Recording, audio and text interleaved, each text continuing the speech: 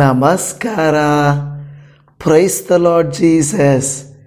ಎಲ್ಲ ನನ್ನ ಪ್ರೀತಿಯ ದೇವಜನರೇ, ನನ್ನ ಪ್ರೀತಿಯ ಸಹೋದರಿ ಸಹೋದರ, ಹಿರಿಯರೇ, ದೇವರನ್ನು ಪ್ರೀತಿಸುವವರೇ, ದೇವರ ಸತ್ಯ ಮಾರ್ಗದಲ್ಲಿ ನಡೆಯಬೇಕೆಂದು ಆಲೋಚಿಸಿ ಪ್ರತಿನಿತ್ಯ ನಿಮ್ಮ ಸಮಯವನ್ನು ವ್ಯರ್ಥ ಮಾಡದೆ ದೈವ ಭಕ್ತಿಯಿಂದ ಕೂಡಿದವರಾಗಿ ದೇವರ ವಾಕ್ಯವನ್ನು ಧ್ಯಾನ ಮಾಡುತ್ತಾ ಆತ್ಮಿಕವಾಗಿ ಬೆಳೆಯುತ್ತಾ ಪರಿಸ್ಥಿತಿಗಳನ್ನು ಎದುರಿಸುತ್ತಾ ನಿಭಾಯಿಸುತ್ತಾ ಇದ್ದೀರಲ್ಲವ.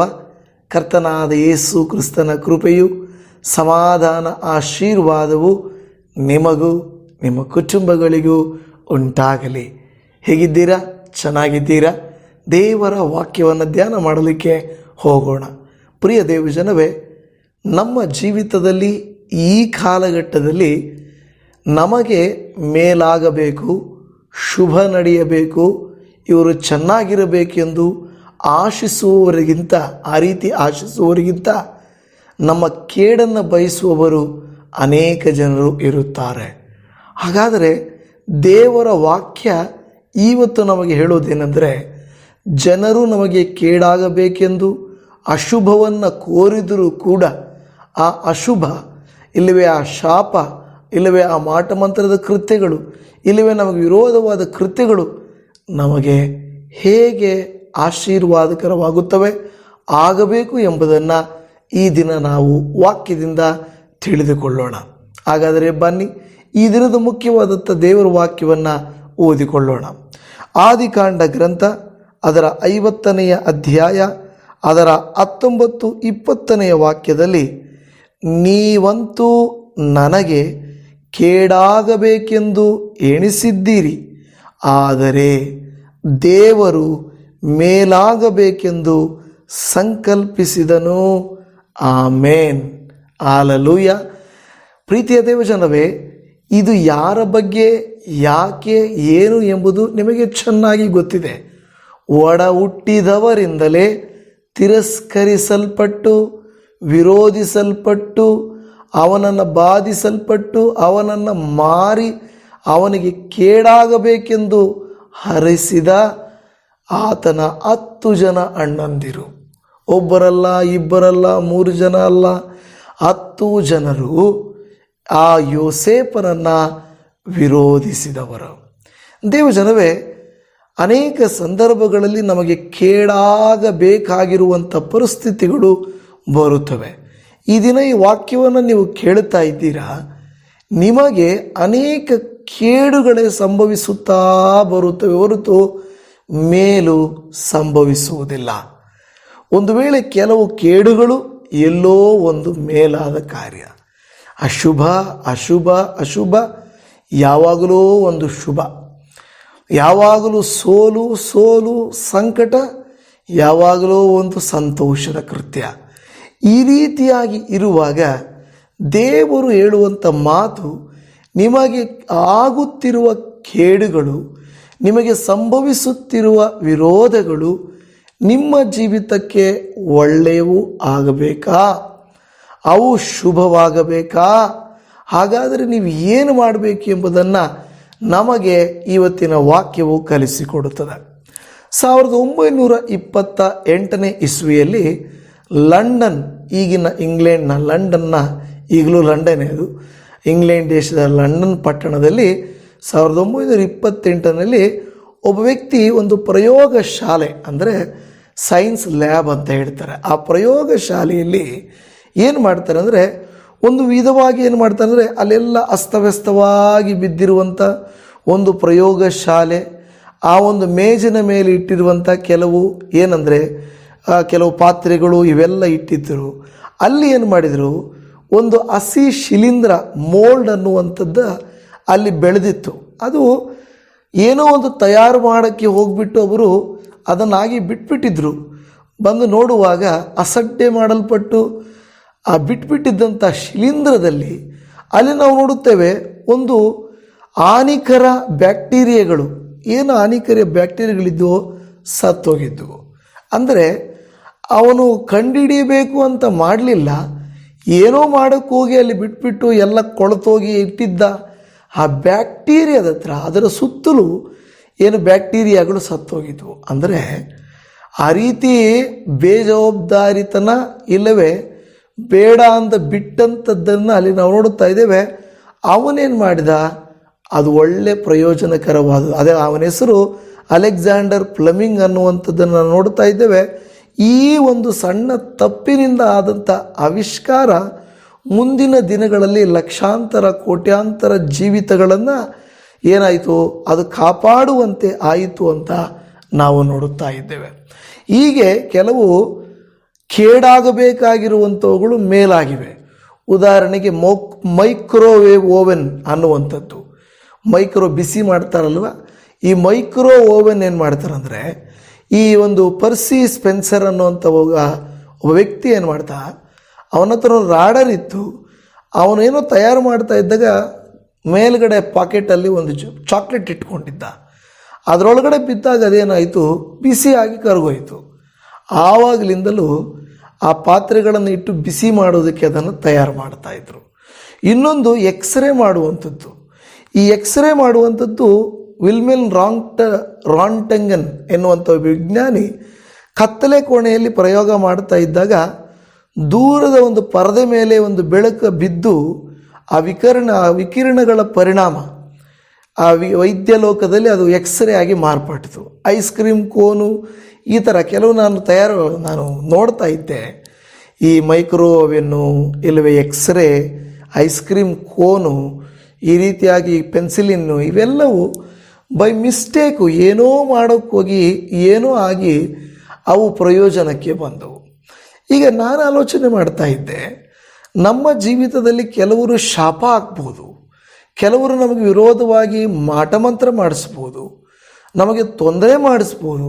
ಆದರೆ ಒಂದು ಜ್ಞಾಪಕ ಇಟ್ಕೊಳ್ಳಿ, ನಾವು ಅವುಗಳಿಗೆ ಭಯಪಟ್ಟರೆ, ನಾವು ಅವುಗಳು ಅಯ್ಯೋ ನನಗೇನಾಗುತ್ತೋ ಏನು ನಡೆಯುತ್ತೋ ಅನ್ನುವಂಥ ರೀತಿ ನೀವು ನಾನು ಇದ್ದರೆ ಅದು ಖಂಡಿತ ಕೇಡಾಗ್ತದೆ.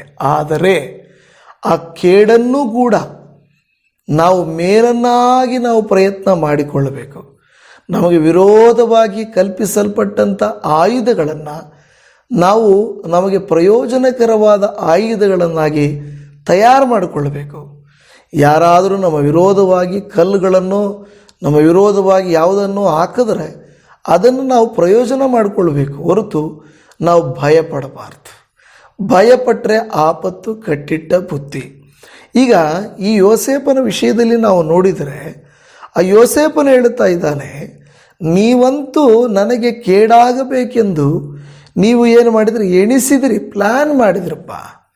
ಇವತ್ತು ಎಷ್ಟೋ ಜನರು ನಮ್ಮ ವಿರೋಧವಾಗಿ ಅನೇಕ ಪ್ಲ್ಯಾನ್ಸನ್ನು ಮಾಡ್ತಾರೆ. ಹೇಗಾದರೂ ಮಾಡಿ ಇವರನ್ನು ಹಾಳು ಮಾಡಬೇಕು, ಇವರ ಕುಟುಂಬನ ಹಾಳು ಮಾಡಬೇಕು, ಇವರ ಸಂಬಂಧಗಳನ್ನು ಹಾಳು ಮಾಡಬೇಕು, ಇವರ ಜೀವಿತಗಳನ್ನು ಹಾಳು ಮಾಡಬೇಕು ಅಂತ ಹೇಳಿಬಿಟ್ಟು ಖಂಡಿತವಾಗಿಯೂ ಆ ಹಾಳು ಮಾಡುವುದಕ್ಕಾಗಿ ಕಾಯ್ತಾ ಇರ್ತಾರೆ. ಆದರೆ ಆ ರೀತಿಯಾಗಿ ನಮಗೆ ಕೇಡನ್ನು ಅವರು ಪ್ಲ್ಯಾನ್ ಮಾಡಿದರು. ಅದು ದೇವರು ಮೇಲಾಗಬೇಕೆಂದು ಸಂಕಲ್ಪಿಸಿದನು. ದೇವರು ಯಾವಾಗ ನಿನಗೆ ಒಳ್ಳೆಯದಾಗಬೇಕು, ದೇವರು ನಿನಗೆ ಆಶೀರ್ವಾದ ಆಗಬೇಕು ಅಂತ ದೇವರು ಆಲ್ರೆಡಿ ತೀರ್ಮಾನ ಮಾಡಿದರೆ, ನಿನ್ನ ವಿರೋಧವಾಗಿ ಜನರು ಏನು ಪ್ಲ್ಯಾನ್ ಮಾಡಿದ್ರು ನಡೆಯಲ್ಲ. ಅರ್ಥ ಆಗ್ತಾ ಇದೆಯಾ? ನನಗೆ ಸ್ವಲ್ಪ ಮಾತನಾಡುವಾಗ ಸ್ವಲ್ಪ ಸಮಸ್ಯೆ ಇದೆ.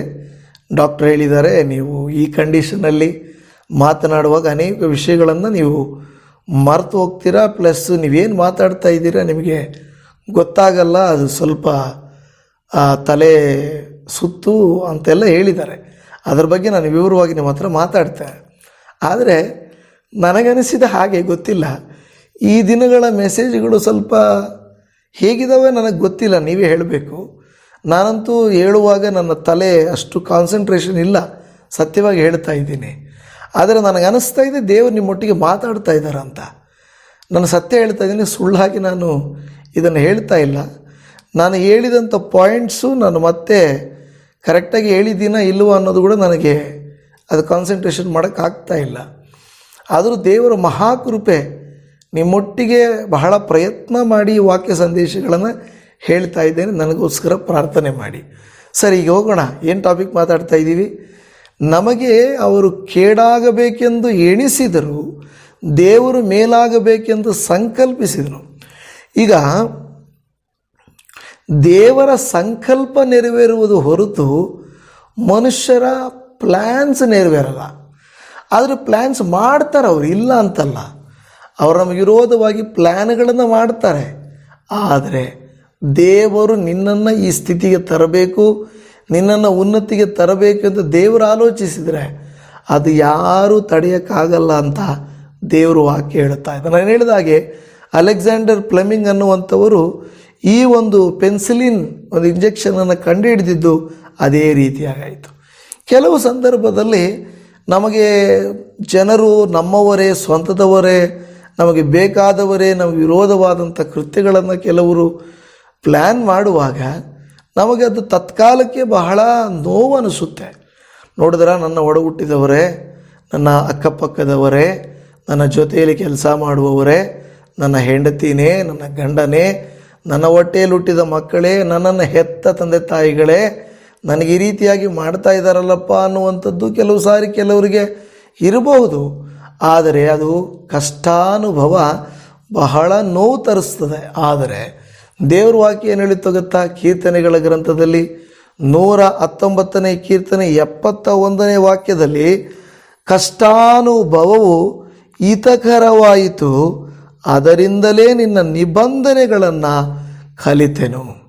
ಇಲ್ಲಿ ಭಕ್ತನೇ ಹೇಳುತ್ತಾ ಇದ್ದಾನೆ, ಕಷ್ಟಾನುಭವವು ಹಿತಕರವಾಯಿತು. ಕೆಲವು ವಿರೋಧಗಳು, ಕೆಲವು ಕಷ್ಟಗಳು, ನಮಗೆ ವಿರೋಧವಾಗಿ ಕಲ್ಪಿಸಲ್ಪಟ್ಟಂಥ ಕಾರ್ಯಗಳು ನಮ್ಮ ಜೀವಿತಕ್ಕೆ ಆ ಸಂದರ್ಭದಲ್ಲಿ ನೋವು ಕೊಟ್ಟರೂ ಕೂಡ ನಂತರ ಅವು ನಮಗೆ ಆಶೀರ್ವಾದವಾಗಿರುತ್ತವೆ. ಇವತ್ತು ದೇವಜನವೇ, ಯೋಸೇಫನ ಅಣ್ಣಂದಿರು ಅವನಿಗೆ ಕೇಡಾಗಬೇಕೆಂದು ಬಗೆದರು, ಅವನನ್ನು ಬಾವಿಗೆ ಹಾಕಿದರು, ಎತ್ತಿ ಮಾರಿದರು, ಅವನನ್ನು ವಿರೋಧಿಸಿದರು. ಇದೆಲ್ಲ ಮಾಡಿದರೂ ಕೂಡ ಯೋಸೇಫನ ಹೇಳ್ತಾ ಇದ್ದಾನೆ, ಈ ಕಷ್ಟಾನುಭವವು ಹಿತಕರವಾಯಿತು ಅಂದ ಹಾಗೆ, ಕೀರ್ತನೆಗಾರನ ಹೇಳಿದ ಹಾಗೆ, ನೀವು ಅವತ್ತು ಮಾಡಿದ್ದು ನಮಗೆ ನೋವನಿಸಿದ್ರು, ನಿಮಗೂ ಕಷ್ಟ ಅನಿಸಿದ್ರು, ಅದೇ ಏನಂದರೆ ಒಳ್ಳೆಯದಾಯಿತು ಹೇಳ್ತಾನೆ. ನೋಡಿ, ಆದಿಕಾಂಡ ಗ್ರಂಥ 45ನೇ ಅಧ್ಯಾಯ 5ನೇ ವಾಕ್ಯದಲ್ಲಿ ಹೇಳ್ತಾನೆ, ನೀವು ನನ್ನನ್ನು ಮಾರಿದ್ದಕ್ಕಾಗಿ ವ್ಯಸನಪಟ್ಟು ದುಃಖಿಸಬೇಡಿರಿ, ಪ್ರಾಣ ಸಂರಕ್ಷಣೆಗಾಗಿ ದೇವರು ನನ್ನನ್ನು ನಿಮ್ಮ ಮುಂದೆ ಕಳುಹಿಸಿದನು.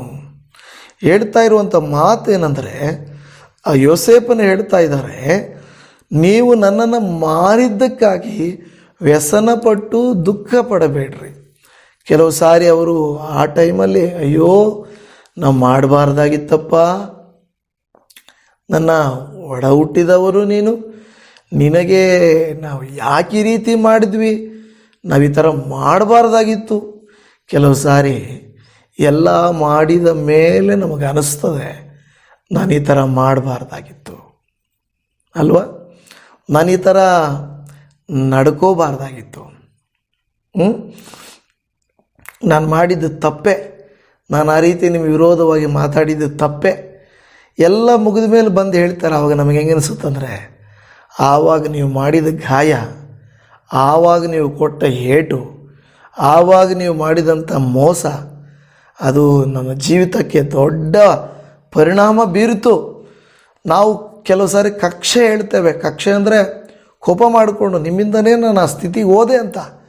ಬಟ್ ನಾವು ನಿಜವಾಗಿಯೂ ದೇವರು ಅವರು ಏನೇ ಒಂದು ವೇಳೆ ಏನೇ ಎಣಿಸಿರಬಹುದು, ಪ್ಲ್ಯಾನ್ಸ್ ಮಾಡಿರಬಹುದು, ಆದರೆ ದೇವರು ನಮಗಾಗಿ ಸಂಕಲ್ಪ ಮಾಡಿರ್ತಾನೆ ಅಲ್ವಾ.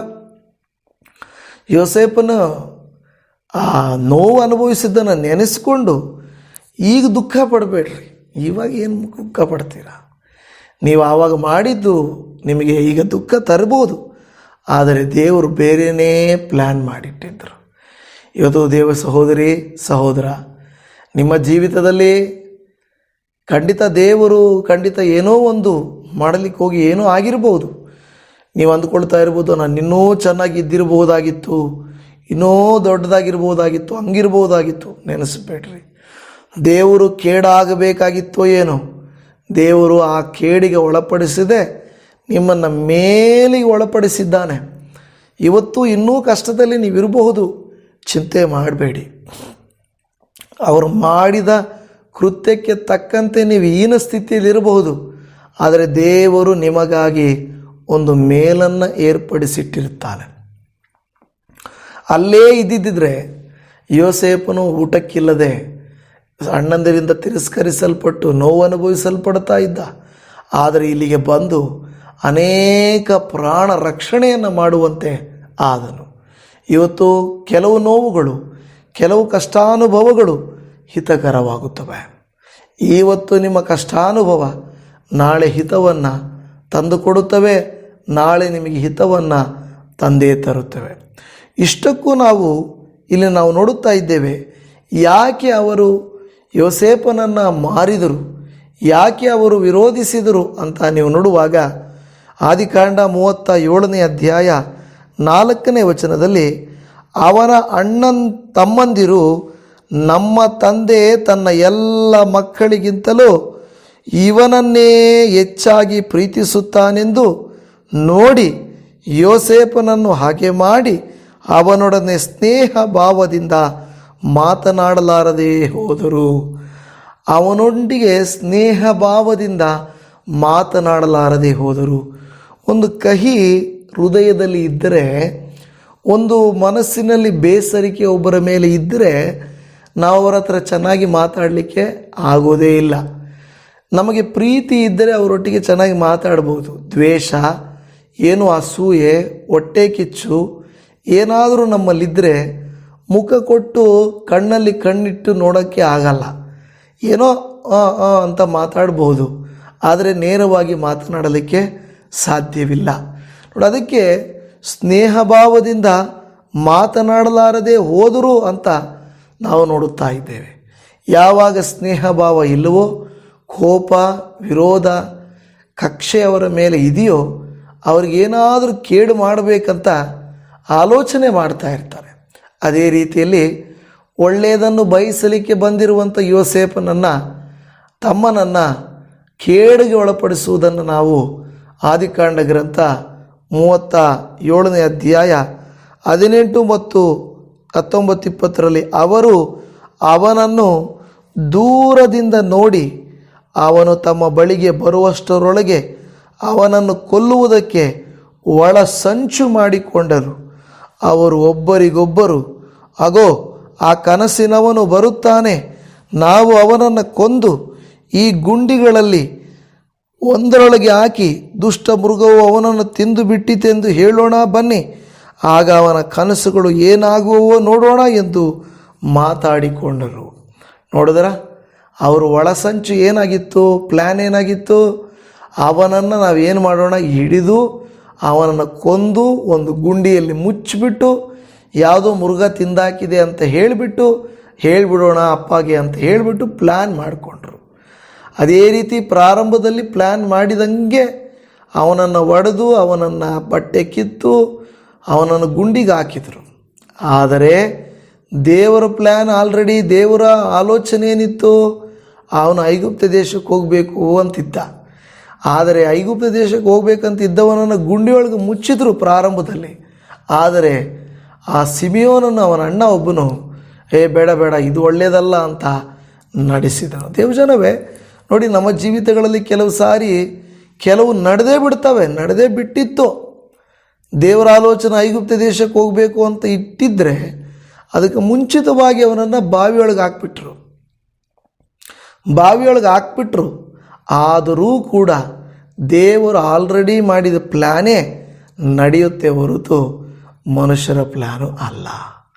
ನಿಮ್ಮ ವಿರೋಧವಾಗಿ ದೇವರು ಒಂದು ಸಂಕಲ್ಪ ಮಾಡಿಕೊಂಡಿದ್ದರೆ ಮನುಷ್ಯರ ಆಲೋಚನೆ, ಮನುಷ್ಯರ ಏನು ಪ್ಲ್ಯಾನ್ಸ್ ಇದ್ದರೂ ಕೂಡ ನೆರವೇರೋದಿಲ್ಲ. ಅರ್ಥ ಇದೆಯಲ್ಲ? ಅದಕ್ಕೆ ದೇವರ ಒಂದು ಪ್ಲ್ಯಾನ್ ಮುಂದೆ, ಸಂಕಲ್ಪದ ಮುಂದೆ ಮನುಷ್ಯರ ಎಣಿಕೆ ನಡೆಯೋದಿಲ್ಲ. ಅರ್ಥ ಆಗ್ತಾ ಇದೆಯಾ? ದೇವರ ಸಂಕಲ್ಪದ ಮುಂದೆ ಮನುಷ್ಯರ ಎಣಿಕೆ ನೆರವೇರೋದಿಲ್ಲ. ಅದು ಬಹಳ ಮುಖ್ಯವಾದದ್ದು. ನಿಮ್ಮ ಜೀವಿತದಲ್ಲಿ ದೇವರ ಚಿತ್ತವನ್ನು ಬಿಟ್ಟು ಬೇರೇನೂ ನಡೆಯುವುದಿಲ್ಲ. ದೇವರು ಖಂಡಿತವಾಗಿಯೂ ನಿಮ್ಮನ್ನು ಅನುಗ್ರಹಿಸುತ್ತಾನೆ. ಕೀರ್ತನೆಗಳಲ್ಲಿ ಕೂಡ ಈ ಒಂದು ಯೋಸೇಫನ ಕುರಿತಾಗಿ ಬರೆದಿರುವುದನ್ನು ನಾವು 105ನೇ ಕೀರ್ತನೆ 16-17ರಲ್ಲಿ, ಅನಂತರ ಆತನು ದೇಶದಲ್ಲಿ ಕ್ಷಾಮವನ್ನು ಬರಮಾಡಿ ಆಹಾರವೆಂಬ ಊರುಗೋಲನ್ನು ಮುರಿದು ಬಿಟ್ಟನು. ಆತನು ಅವರ ಮುಂದಾಗಿ ಒಬ್ಬನನ್ನು ಕಳಿಸಿದನು. ದಾಸತ್ವಕ್ಕೆ ಮಾರಲ್ಪಟ್ಟ ಯೋಸೇಫನೇ ಅವನು. ನೋಡಿದ್ರೆ ದೇವರು ಮುಂಚೆನೇ ಒಂದನ್ನು ಬರಮಾಡ್ತಾರೆ, ಅಲ್ಲಿ ಒಂದು ಕ್ಷಾಮ ಬರಮಾಡ್ತಾರೆ, ಆಹಾರಕ್ಕೆ ಒಂದು ಊರುಗೋಲನ್ನು ಮುರಿದು ಬಿಟ್ಟನು. ಆದರೆ ಅದಕ್ಕೆ ಮುಂದಾಗಿ ಅದಕ್ಕೆ ಒಂದು ಪರಿಷ್ಕಾರವನ್ನು ಯೋಸೇಫನ ಮೂಲಕವಾಗಿ ಕಳುಹಿಸಿಕೊಟ್ಟನು. ಪಾಪವೆಂಬ ಈ ಒಂದು ತೊಂದರೆಗೆ ಮೊದಲೇ ದೇವರು ಒಂದು ತೀರ್ಮಾನವನ್ನು ಮಾಡಿಟ್ಟಿದ್ದಾರೆ. ಹೌದು ದೇವಜನವೇ, ನಿಮ್ಮ ನನ್ನ ಪಾಪ ಪರಿಹಾರಕ್ಕಾಗಿ ಯೇಸು ಎಂಬಾತನನ್ನು ನಾವು ನೋಡುತ್ತಾ ಇದ್ದೇವೆ. ಇದೇ ರೀತಿಯಲ್ಲಿ ಯೋಸೇಫನನ್ನು ಗುಂಡಿಗೆ ಹಾಕಿದ ಹಾಗೆ, ನಮ್ಮನ್ನು ನರಕಕ್ಕೆ ಬೀಳುವ ಹಾಗೆ, ಕೆಟ್ಟದ್ದಕ್ಕೆ ಬೀಳುವ ಹಾಗೆ, ಬಿದ್ದು ಸತ್ತು ಹೋಗುವ ಹಾಗೆ, ಪಾಪಕ್ಕೆ ದಾಸತ್ವರಾಗುವಂತೆ ಒಂದು ಮನುಷ್ಯರು, ಲೋಕದ ಸೈತಾನನು ಆಲೋಚನೆ ಮಾಡಿದ್ದರು. ಅಲ್ಲಿಂದ ನಮ್ಮನ್ನು ಬಿಡುಗಡೆ ಮಾಡಲಿಕ್ಕಾಗಿ ಪರಿಷ್ಕಾರವಾಗಿ ಯೇಸು ಕ್ರಿಸ್ತನ ರೂಪವಾಗಿ ನಮಗಾಗಿ ದೇವರು ಸಿದ್ಧ ಮಾಡಿದ್ದಾನೆ. ದೇವರ ಸಂಕಲ್ಪದ ಮುಂದೆ ಮನುಷ್ಯನ ಎಣಿಕೆ, ಮನುಷ್ಯನ ವಿರೋಧ, ಮನುಷ್ಯನ ತೊಂದರೆ ಎಷ್ಟು ಮಾತ್ರ ನಿಲ್ಲೋದಿಲ್ಲ. ಅದಕ್ಕೆ ನಾವು ಅಪೊಸ್ತಲ ಕೃತ್ಯಗಳಲ್ಲಿ 2ನೇ ಅಧ್ಯಾಯ 23, 24, 25ರಲ್ಲಿ ಆ ಯೇಸು ದೇವರ ಸ್ಥಿರ ಸಂಕಲ್ಪಕ್ಕೂ ಭವಿಷ್ಯತ್ ಜ್ಞಾನಕ್ಕೂ ಅನುಸಾರವಾಗಿ ಒಪ್ಪಿಸಲ್ಪಟ್ಟಿರಲು ನೀವು ಅನ್ಯ ಜನರ ಕೈಯಿಂದ ಆತನನ್ನು ಶಿಲುಬೆಗೆ ಹಾಕಿಸಿ ಕೊಂದಿರಿ. ಆತನನ್ನು ದೇವರು ಮರಣ ವೇದನೆಗಳಿಂದ ಬಿಡಿಸಿ ಎಬ್ಬಿಸಿದನು. ಯಾಕೆಂದರೆ ಮರಣವು ಆತನನ್ನು ಹಿಡಿದುಕೊಂಡಿರುವುದು ಅಸಾಧ್ಯವಾಗಿತ್ತು. ಅಲ್ಲಿನ ಜನರಿಗೆ ನಾವು ನೋಡುತ್ತಾ ಇದ್ದೀವಿ, ಹೇಳ್ತಾ ಇದ್ದಾರೆ, ನೀವು ಯೇಸುವನ್ನೇ ಇಲ್ಲದೆ ಮಾಡಬೇಕು ಅಂತ ಕೊಲ್ಲಿಸಿದ್ರಿ. ಆದರೆ ದೇವರು ಇನ್ನೂ ಅದಕ್ಕಿಂತ ಹೆಚ್ಚಿನ ಪ್ಲ್ಯಾನ್ ಇಟ್ಟಿದ್ದಾರೆ. ದೇವರು ಬಿಡಿಸಿ ಆತನನ್ನು ಒಂದು ಪಾಪಕ್ಕೆ ಪರಿಷ್ಕಾರವಾಗಿ ಮಾರ್ಪಡಿಸಿದನು. ಇವತ್ತು ನೋಡಿದರೆ ಯೋಸೇಫನಂತೆ ಯೇಸುವನ್ನು ದೇವರು ಆಲ್ರೆಡಿ ನಮಗಾಗಿ ಸಿದ್ಧ ಮಾಡಿಟ್ಟಿದ್ದಾನೆ. ಮುಂದೆ ಬರುವ ದೈವ ಕೋಪವನ್ನು ತಪ್ಪಿಸಿಕೊಳ್ಳುವುದಕ್ಕಾಗಿ ಯೇಸು ಕ್ರಿಸ್ತನ ಮೂಲಕವಾಗಿ ಪಾಪ ಪರಿಹಾರವು ಉಂಟಾಗುವುದನ್ನು ನಾವು ನೋಡುತ್ತಾ ಇದ್ದೇವೆ. ಕರ್ತನಿಗೆ ಸ್ತೋತ್ರ ಉಂಟಾಗಲಿ, ದೇವರಿಗೆ ಸ್ತೋತ್ರ. ನಿಮಗಾಗಿ ನನಗಾಗಿ ದೇವರು ಸಂಕಲ್ಪಿಸಿದ್ದನ್ನು ಯಾವ ಮನುಷ್ಯರು ಕೂಡ ತಡೆಯಲಿಕ್ಕೆ ಸಾಧ್ಯವಿಲ್ಲ. ಇವತ್ತಾದ್ದರಿಂದ ನಾವು ನಿಶ್ಚಿಂತೆಯಾಗಿರೋಣ, ಧೈರ್ಯವಾಗಿರೋಣ. ದೇವರು ನಮಗಾಗಿ ದೊಡ್ಡ ಕಾರ್ಯಗಳನ್ನು ಮಾಡುತ್ತಾನೆ. ಯೆಶಾಯ 46:10ರಲ್ಲಿ ಆರಂಭದಲ್ಲಿಯೇ ಅಂತ್ಯವನ್ನು ತಿಳಿಸಿದ್ದೇನೆ, ನನ್ನ ಸಂಕಲ್ಪವು ನಿಲ್ಲುವುದು, ನನ್ನ ಇಷ್ಟಾರ್ಥವನ್ನೆಲ್ಲ ನೆರವೇರಿಸುವೆನು ಎಂದು ಹೇಳಿ ಇನ್ನೂ ನಡೆಯದಿರುವ ಕಾರ್ಯಗಳನ್ನು ಪುರಾತನ ಕಾಲದಲ್ಲಿಯೇ ಅರುಹಿದ್ದೇನೆ ಎಂದು ಹೇಳುತ್ತಾ ಇದ್ದಾನೆ. ನಿಜವಾಗಿಯೂ ಇಷ್ಟು ದೊಡ್ಡ ಮೆಸೇಜ್ ಕೊಡ್ತೀರಾ? ನೀವು ನೋಡಿದ್ರೆ ನಾರ್ಮಲ್ ಆಗಿದ್ದೀರಲ್ಲ ಪಾಸ್ಟ್ರೇ, ನಿಮಗೇನಾಗಿದೆ ಅಂತ ಕೆಲವರು ಅಂದ್ಕೊಡ್ತಾ ಇರ್ಬೋದು. ನಾನು ನಿಜವಾಗಿ ಕರೆಕ್ಟಾಗಿ ನೋಡಿ ಮಾತಾಡಲಿಕ್ಕೂ ನನ್ನ ಕೈಲಿ ಆಗ್ತಾ ಇಲ್ಲ. ನನ್ನ ನೋವು, ನನ್ನ ವೇದನೆ, ನನ್ನ ಗಂಟಲಿನ ಪರಿಸ್ಥಿತಿ ನನಗೆ ಮಾತ್ರ ಗೊತ್ತು. ಸತ್ಯವಾಗಿ ಹೇಳ್ತಾ ಇದ್ದೀನಿ, ವಿಡಿಯೋ ಮಾಡೋಕ್ಕೆ ಚಾನ್ಸೇ ಇಲ್ಲ. ಮಾಡಲೇಬಾರ್ದು, ಡಾಕ್ಟ್ರ್ ಹೇಳಿದ್ದಾರೆ ಮಾಡಲೇಬಾರ್ದು. ನೀವು ಎಸ್ ನೋ ಅಷ್ಟೇ ಹೇಳಬೇಕು ನೀವು, ಇಲ್ಲಾಂದರೆ ಗಂಟ್ಲು ಹೋಗುತ್ತೆ ಅಂತ ಹೇಳ್ತಾರೆ. ಆದರೆ ನಾನು ಇಲ್ಲ, ವಾಕ್ಯ ಲೈವ್ ಇಲ್ಲ, ಫೋನ್ ಕಾಲ್ಸ್ ಅಟೆಂಡ್ ಮಾಡ್ತಾ ಇಲ್ಲ, ಸ್ವಲ್ಪ ದೊಡ್ಡ ಮೆಸೇಜ್ ಕೊಡಬೇಕಂತ ನಾನು ಪ್ರಯತ್ನ ಮಾಡ್ತಾ ಇದ್ದೇನೆ. ನೀವು ನಂಬಿದರೆ ನಂಬ್ರಿ, ಬಿಡ್ರಿ. ಆದರೆ ಇಷ್ಟು ದೊಡ್ಡ ಮೆಸೇಜ್ ಕೊಡುವಂತೆ ದೇವರು ನನ್ನನ್ನು ಪ್ರೇರೇಪಿಸಿದ್ದಕ್ಕಾಗಿ ನಾನು ದೇವರಿಗೆ ಸ್ತೋತ್ರ ಮಾಡ್ತೇನೆ. ಅಂದರೆ ಇಲ್ಲಿ ಹೇಳ್ತಿರುವಂಥ ಮಾತು, ದೇವರ ಸಂಕಲ್ಪದ ಮುಂದೆ ಈ ಸಿಕ್ನೆಸ್, ನನ್ನ ಬಗ್ಗೆ ಹೇಳ್ತೇನೆ. ದೇವರು ನಾನು ವಿಡಿಯೋ ಮಾಡಬೇಕು ಅಂತ ಪ್ರತಿದಿನ ನಿಮ್ಮೊಟ್ಟಿಗೆ ವಾಕ್ಯ ಹೇಳಬೇಕಂತ ದೇವರು ತೀರ್ಮಾನಿಸಿದರೆ ನನ್ನ ಗಂಟ್ಲು ವೇದನೆ, ನನ್ನ ತಲೆ, ಬ್ರೈನ್ ಫಾಗ್ ಅಂತ ಹೇಳ್ತಾರೆ. ಅಂದರೆ ತಲೆ ಏನು ಹೇಳ್ತಾರೆ ಅದಕ್ಕೆ ಗೊತ್ತಿಲ್ಲ, ಬ್ರೈನ್ ಫಾಗ್, ಕ್ಲೌಡ್ ಮೂವಿಂಗ್ ಅಂತೇನು ಏನು ಹೇಳ್ತಾ ಇದ್ದಾರೆ. ಥೈರಾಯ್ಡ್ಗೆ ಸಂಬಂಧಪಟ್ಟಂಥ ಸಮಸ್ಯೆ. ಅಂತ ಹೇಳಿ ರೀಸೆಂಟಾಗಿ ರಿಪೋರ್ಟಲ್ಲಿ ಬಂದಿದೆ. ಇವತ್ತು ಕೂಡ ನಾನು ಹಾಸ್ಪಿಟ್ಲಿಗೆ ಹೋಗ್ತಾ ಇದ್ದೇನೆ. ಕಾರಣ ನನಗೆ ಹಿಂಗೆ ಇದ್ರೂ ತೊಂದರೆ ಇಲ್ಲ, ಬಟ್ ವಾಕ್ಯವನ್ನು ಇನ್ನೂ ಹೆಚ್ಚಾಗಿ ನಿಮಗೆ ತಿಳಿಸಿಕೊಡಬೇಕು. ಇವೆಲ್ಲ ತತ್ಕಾಲ. ಅನಾರೋಗ್ಯದ ಸ್ಥಿತಿ, ನಮಗೆ ವಿರೋಧವಾಗಿರುವ ಸ್ಥಿತಿಗಳೆಲ್ಲ ತತ್ಕಾಲ. ನಮ್ಮನ್ನೇನು ಮಾಡೋಕ್ಕಾಗಲ್ಲ, ನೀವು ಅಷ್ಟೇ ನಮ್ಮನ್ನೇನು ಮಾಡೋಕ್ಕಾಗಲ್ಲ ಅಂತ ಧೈರ್ಯವಾಗಿರಬೇಕು. ದೇವರಿಗೆ ಸ್ತೋತ್ರ. ಪ್ರಾರ್ಥನೆ ಮಾಡಿಕೊಳ್ಳೋಣ. ಪರಮ ತಂದೆಯೇ, ನಿನ್ನ ಉನ್ನತವಾದ ಪವಿತ್ರವಾದ ಪರಿಶುದ್ಧವಾದ ನಾಮಕ್ಕೆ ಸ್ತೋತ್ರ. ದೇವರೇ, ಅಪ್ಪ ದೇವರೇ, ಮನುಷ್ಯರು, ಬೇಕಾದವರು, ಒಡಹುಟ್ಟಿದವರು, ಕೆಲಸ ಮಾಡುವವರು, ಮೇಲಧಿಕಾರಿಗಳು, ಅಪ್ಪ ಅನೇಕರು ನಮಗೆ ಕೇಡಾಗಬೇಕೆಂದು ಎಣಿಸಿದರು. ಆದರೆ ನೀನು ಮೇಲಾಗಬೇಕೆಂದು ಸಂಕಲ್ಪಿಸಿದ್ದಿ. ನೀನು ಸಂಕಲ್ಪಿಸಿದರೆ ಯಾರು ವಿರೋಧ ಮಾಡಿದರೂ ನಮಗೆ ತೊಂದರೆ ಆಗುವುದಿಲ್ಲ. ಯೇಸುವಿನ ನಾಮದಲ್ಲಿ ಇವತ್ತು ಈ ಪ್ರಾರ್ಥನೆಯನ್ನು ಏಕೀಭವಿಸಿ ಮಾಡುತ್ತಿರುವಂಥ ನನ್ನ ಪ್ರೀತಿಯ ಸಹೋದರ ಸಹೋದರಿಯರ ಜೀವಿತದಲ್ಲಿ ಇವರಿಗೆ ವಿರೋಧವಾಗಿ ಯಾರು ಏನೇ ಷಡ್ಯಂತರ ಕಾರ್ಯಗಳು ಮಾಡಲ್ಪಟ್ಟಿದ್ದರೂ ಯಾವೂ ನೆರವೇರಬಾರ್ದಪ್ಪ.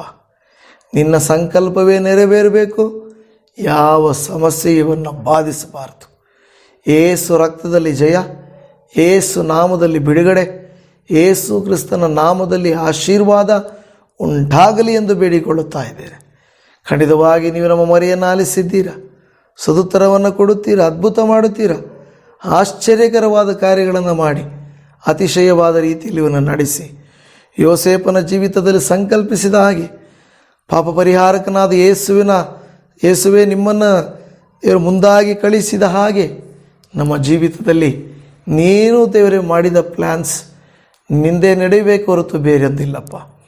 ಈ ವಾಕ್ಯವನ್ನು ಕೇಳಿದ ದೇವಜನರ ಜೀವಿತದಲ್ಲಿಯೂ ಕೂಡ ದೇವರೇ, ಯಾವ ಮನುಷ್ಯ ಕಲ್ಪಿತ ವಿರೋಧವಾದ ಷಡ್ಯಂತರದ ಸೈತಾನನ ಕೃತ್ಯಗಳು ನೆರವೇರದ ಹಾಗೆ ನೀವು ನಿನ್ನ ಆತ್ಮನ ಮೂಲಕವಾಗಿ ಯೇಸು ನಾಮದಲ್ಲಿ ಎಲ್ಲವನ್ನು ಸರಿಪಡಿಸಿಕೊಡ್ರಿ ಎಂದು ಬೇಡಿಕೊಳ್ಳುತ್ತಾ ಇದ್ದೇವೆ. ಸಮಾಧಾನ, ಶಾಂತಿ, ನೆಮ್ಮದಿ, ಸಂತೃಪ್ತಿ, ಸಂತೋಷವನ್ನು ಇವರಿಗೆ ದಯಪಾಲಿಸಿಕೊಟ್ಟು ಇವನ್ನು ಸಂತುಷ್ಟಿಪಡಿಸಿ ವಾಕ್ಯವನ್ನು ಕೇಳಿದ ಪ್ರಕಾರವಾಗಿ ಅದ್ಭುತಗಳನ್ನು, ಸಮಾಧಾನವನ್ನು, ಆಶ್ಚರ್ಯಗಳನ್ನು ನಡೆಸಿ ನೀನೇ ಇವರನ್ನು ಅನುಗ್ರಹಿಸಬೇಕೆಂಬುದಾಗಿ ಯೇಸು ಕ್ರಿಸ್ತನ ಪ್ರೀತಿಯುಳ್ಳ ಮೊದಲ ನಾಮದಲ್ಲಿ ಪ್ರಾರ್ಥಿಸಿ ಬೇಡಿಕೊಂಡಿದ್ದೇವೆ ಪರಮ ತಂದೆಯೇ. ಆಮೇನ್, ಆಮೇನ್. ನನ್ನ ಪ್ರೀತಿಯ ದೇವಜನವೇ, ನಿಮ್ಮೆಲ್ಲರಿಗೂ ನಮ್ಮ ರಕ್ಷಕನಾದ ಯೇಸು ಕ್ರಿಸ್ತನ ನಾಮದಲ್ಲಿ ವಂದನೆಗಳು. ಕೇಳಿದ ವಾಕ್ಯದ ಉಪಾದಿಯಲ್ಲಿ ನಿಮ್ಮನ್ನು, ನನ್ನನ್ನು, ನಮಗೆ ಯಾರು ಕೇಡು ಮಾಡಿದರೂ ದೇವರು ಅದನ್ನು ಮೇಲಾಗಿ ರೂಪಾಂತರ ಮಾಡಿ ಕೊಡುತ್ತಾರೆ.